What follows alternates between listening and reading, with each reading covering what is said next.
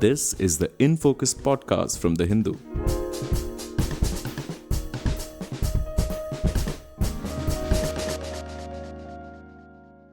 Hello and welcome to another episode of the Hindus in Focus podcast. I'm Zubeda Hamid, your host for today.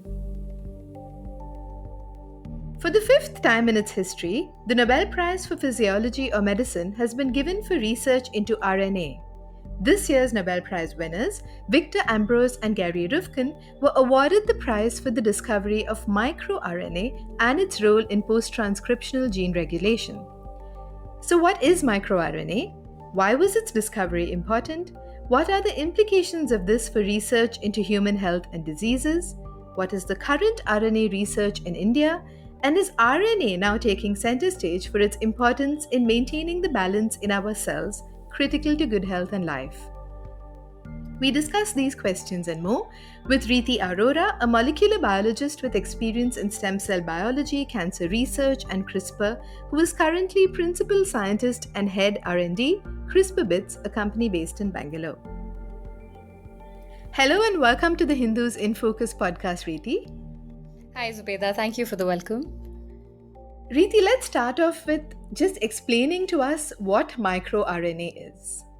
Sure, absolutely. So, microRNAs are small or tiny non coding RNAs. So, what that really means is if you look at just the human cell, we have 23 chromosomes made up of DNA, and DNA is the blueprint of the instruction manual, so to say, of how proteins work, how life works, how our body functions. And the control of that gene expression is usually done in several ways. And it's taken scientists many, many, many years. And we continue to try to understand how every DNA is expressed. So we break down DNAs into small chunks, which we call functional genes. And there are about 20,000 genes roughly that we know currently are functional. And of course, more will be discovered. And these 20,000 genes are regulated. So the same DNA is present in every cell, but it behaves differently. The muscle behaves like a muscle cell, and a brain behaves like a brain cells, and there are different functionalities required for those different cells. So to control that, a muscle will only say produce a myosin protein, which will be used for its function. An eye cell will only produce an opsin, a pancreatic cell will only produce insulin. This is controlled at the level of the DNA by gene expression. So largely, there was studies that were looking at how the DNA is controlling itself. There were different proteins called transcription factors, which were sitting on the DNA to either let it be expressed or not let it be expressed, put simply. And then this discovery came about, and thus the deserving Nobel Prize, where it was found that a small microRNA, so the small RNA, non coding RNA, it is produced and it goes and regulates this gene expression. And it's regulated now not by a protein or by the DNA, but by this small RNA. And the important thing to notice is, when we study how genes function, the DNA message or the instruction is converted to a messenger RNA or mRNA, which then so that process called transcription, and which then becomes translated into a protein. So the microRNA is not translated into a protein. It remains an RNA and functions as an RNA, which itself was, at the point it was discovered, was a novelty because it changed the paradigm of how we were understanding gene regulation itself. So essentially, DNA is the blueprint, correct? Mm-hmm. Yes. And then this becomes mRNA when it has to become a protein that which is the building block of the cell. And Yes. how much Yes. of that protein is either built or not built is regulated by this microRNA, correct? Absolutely. That's a great summary. Okay. So the discovery of the microRNA, you said, sort of changed the paradigm of how we understood how cells function. Talk to us a little bit about this. So I'll actually go back to the Nobel Prize for this. So the two scientists that time were working on this small flatworm called C. elegans, and there's two genes that they were studying extensively. One is called Lin4 and one is called Lin17. And when they were looking at this, they wanted to understand that during the development of the worm, when it's growing and forming its different body parts, how are these two genes regulated? How much of the protein is formed? And Victor found that the Lin4 actually produced this small non coding RNA. And at that point, they weren't really sure what it was doing. And over time in their labs, they understood that the expression of that was actually controlling. So the expression of the microRNA from lin4 region was controlling the expression of the lin17. That itself led them down the rabbit hole to try to figure out what is this RNA. It was quite novel at the point because, like I mentioned, right, all people knew was that, okay, this is regulated by transcription factors, and the expression of transcription factors in different time points during development or in different regions of the body in different cells creates the level of control or regulation that finally leads to development. But this novelty of the presence of this really small, so by small I mean 20 to 25 nucleotides when it's mature. So it's, in terms of, to give you an example, an mRNA could be all the way to 2000 to 3000 base pair and longer sometimes, and has large sections that are part of the regulation. The genes can be as long as sometimes 30,000 base pairs. And if, for people who don't necessarily think of base pairs regularly, to give you an analogy, when people think of computation, they think of 0 and 1 and 0 and 1 in bits.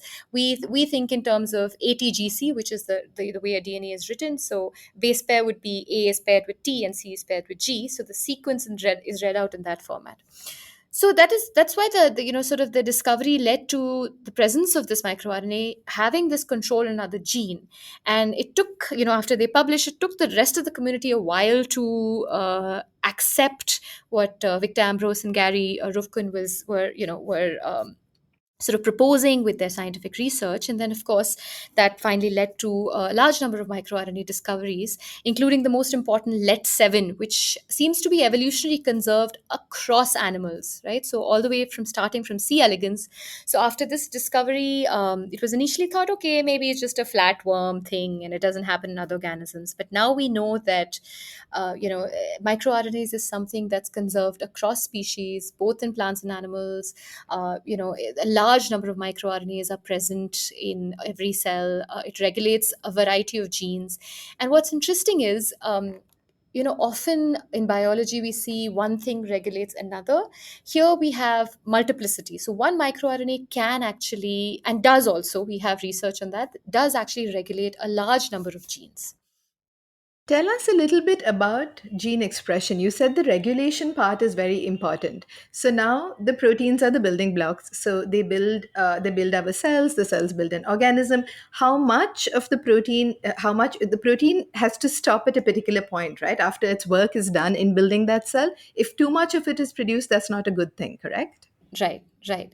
So I think what you summed up is what we do daily, right? Trying to understand how a cell works involves various facets of it. So, at one point, okay, how is the instruction converted to the message? So how is the DNA converted to the messenger RNA? That itself is regulated, right? So how much, from one gene, how much mRNA will you get? So that at that level also you can get a large amount of messenger RNA or a small amount of messenger RNA. So that can be controlled also at the DNA level, where you have a transcription factor or a protein sitting on the DNA and regulating it. The second step then becomes the messenger RNA gets converted to the protein. So that also, how much of the messenger RNA gets converted at one particular point of time, is that regulated? Is that spatially or temporally regulated in the cell, depending on the point of development or depending on the cell type and depending on the feedback from neighboring cells and things like that. And then at the protein level, once you have the protein itself, that's not relevant to today's discussion, but of course proteins are also regulated by what we call post-translational modifications and binding to each other, forming complexes, not forming complexes. So what's interesting, to bring you back to the microRNA discussion, is that when we're looking at both the formation of the messenger RNA or the mRNA from the DNA, as well as the mRNA converting to protein, some microRNAs will go and bind to the messenger RNA itself and degrade it, whereas some microRNAs will function later on, where they will prevent the messenger RNA from becoming a protein. So it won't degrade it, but it will sequester it in the cell and essentially prevent it from forming the protein. So essentially, what it'll do is it'll keep a check in the cell on the level of protein that is produced at a point of time, and thus keep a check on the function of that protein and what it will lead to in the context of, say, development or maturity or differentiation, or depending on the spatial or temporal time in which the microRNA is expressed. Why is this regulation so important? Why is it necessary for this microRNA to be able to stop the messenger RNA from continuing to build? That's a very good question. So I think I'll start with a little bit of philosophy, right? Excess of anything is bad.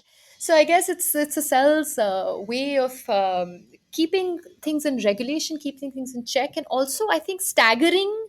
So, for example, only when one particular in a pathway, when one particular protein builds up, there's it goes through a pathway, there's a feedback mechanism, it comes back, and oftentimes there might be an excess of one or a dearth of the other, and that regulation sort of leads to, say, a satellite cell becoming a muscle, a myoblast, or an early, when you look at the embryonic stage, for example, the early cells, the embryonic stem cells finally maturing into different organs, and even in later in life, when our skin has to replenish itself and things like that. So I think the regulation, not just by microRNA, but in general, the gene regulation is how essentially the conversion of the instructions is to a function is regulated and kept in check, for sort of determining and staggering the to fill the need as it arises. If that explains and helps, I guess. So they are essentially ensuring that the DNA, which is the blueprint, is correctly followed and suitably modified as required. Yes, that's a good summary. Yes. Right. So, what happens when this gene expression, gene regulation is not correct? What happens to our body? Is that what causes diseases?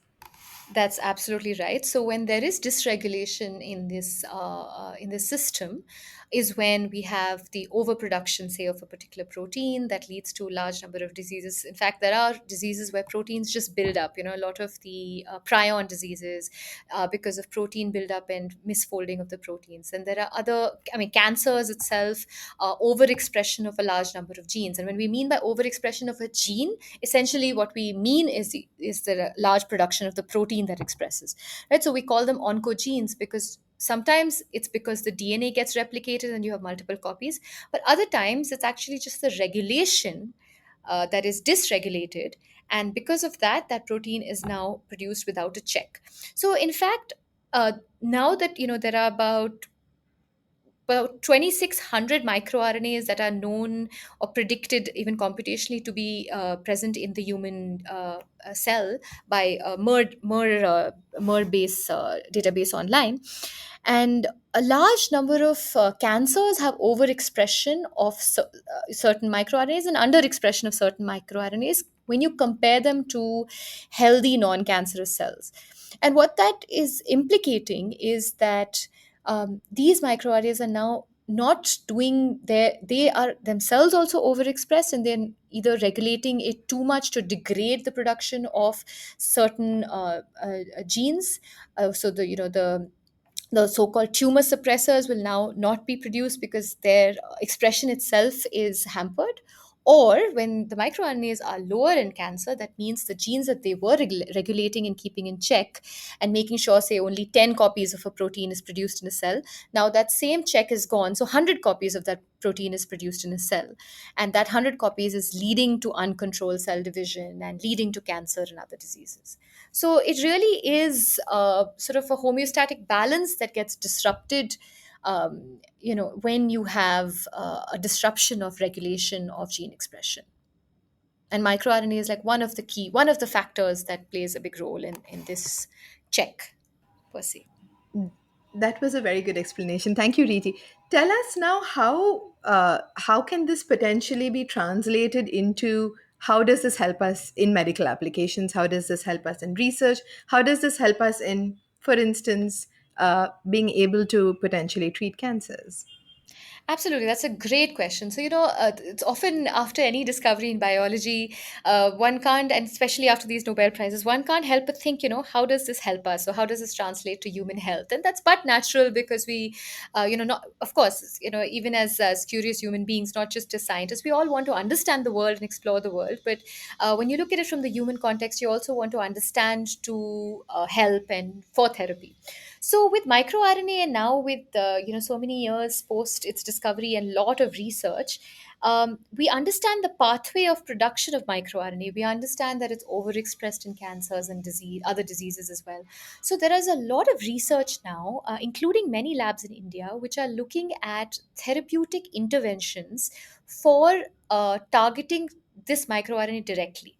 So what I mean by that is there are these complementary anti microRNA oligonucleotides that are produced, which will go and bind to the microRNA itself in the cell and will either sequester that or degrade the microRNA and prevent it from doing its function. So the microRNA itself becomes the target if it's overexpressed in a cancer, for example. The other is, the pathway in which these microRNAs are produced involve two big proteins called DROSHA and DICER, which again are therapeutic targets of sorts, and there are chemical molecules that have been in research that target these molecules and then prevent the again expression of microRNAs, and then thus regulate the cell that's being targeted in disease and a potential therapeutic interventions. So so that being said, there are for example, it's very interesting, microRNAs are also produced by viruses. So in I used to work on viruses that cause cancer, and I was working on a very specific virus called Merkel cell polyoma virus that causes a rare skin cancer. And very interesting, it's a very small genome. It's only 5,000 base pairs, and even in that, there was a microRNA expressed, and that itself becomes a nice target because it's a different sequence from the human genome. So you have an external agent which is causing a disease, and then you can target it, and then there's a specific target which can then lead to therapy. Also there are different organs which have variations. For example, I think it's microRNA 122, if I'm right, that's overexpressed in liver largely, and that can specifically then help in anything that you want to do with, say, the liver and cholesterol biosynthesis and liver related diseases, disorders, and functionality of that. So those are currently the therapeutic interventions that I've come across. Of course, the RNA field is growing as we speak, so there's only promise in the future of how this would lead to potential better therapies. Yes, as the Nobel Prize committee said, it might understanding it is the first step towards further research. Correct. Right, right. Tell us a little bit. You mentioned RNA research happening in India. Talk to us a little bit about this. So, I mean, I think almost every big research institute in India has RNA dedicated labs. And it's not just microRNA. MicroRNAs has also become something that has become something that many labs have already looked at, and they moved ahead to even smaller RNAs. For example, there are even, you'll be surprised, there are like 10 base pair pi RNAs, and then there are other RNAs that are produced synthetically to target and regulate binding of gene expression for purposes that we use in the lab as tools.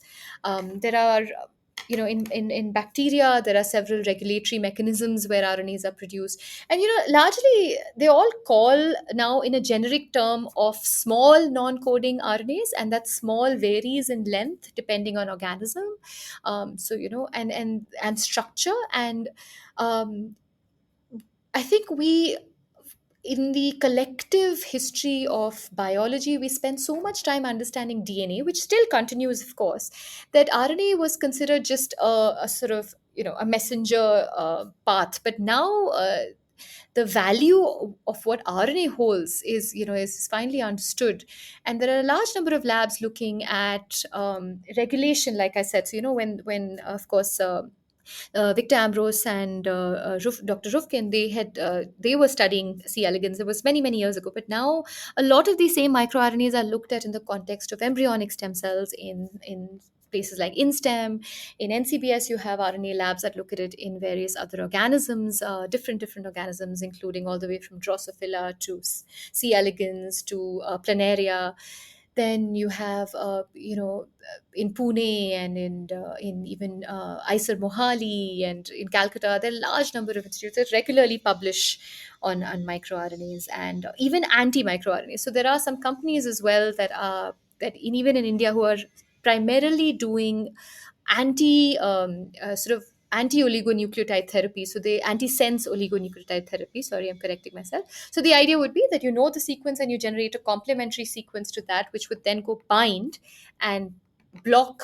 The function of the microRNA in this context, or any other small RNA. So that itself has been, and of course, the mRNA vaccine and all of these things globally have just only expanded RNA. So in my context, we now do some work. I am I did a PhD and then a postdoc at NCBS and INSTEM, and then now I'm working at a startup called CRISPRBITS, and we are doing CRISPR. And CRISPR itself is based on the functioning of a guide RNA, so much larger than a microRNA, but a guide RNA and a Cas protein. So we look at functional regulation and a DNA cut that this complex does. So the applications and potentials are endless, because you can't really just study microRNA also in silos, because we are also looking at interesting ways of targeting microRNAs in diseases, and we're looking at using CRISPR for that. So it's a combination of I think multiple technologies within the RNA field, if you may want to club that. Yeah. So, as you said, there's so much research going on, and the importance of RNA, as you just told us, like we first focused only on DNA, but right now, more and more, the importance of what RNA does and how important it is being recognized. This is the fifth instance of a Nobel Prize being given for RNA research of late. How do you see this going? Do you think that the further the more the research happens in this direction, the more precise our medicine becomes, our medical applications become? Oh no, absolutely, absolutely. I mean, even now you look, there's so many more targeted therapies. There's so many more, sort of interventions, and even clinicians are realizing that before giving a drug. I mean, there's a recent meeting I came back from, which was talking about the importance of antibiotic stewardship, right? That so many doctors will just give an antibiotic without even first diagnosing whether it's a bacterial or a viral infection. And that's incorrect, because it's causing more harm than good. And of course, you see the quick recovery of the patient, so you think, yeah, they're cured, but it's actually led to resistance. It's actually not, and for a viral disorder, it would not actually cure.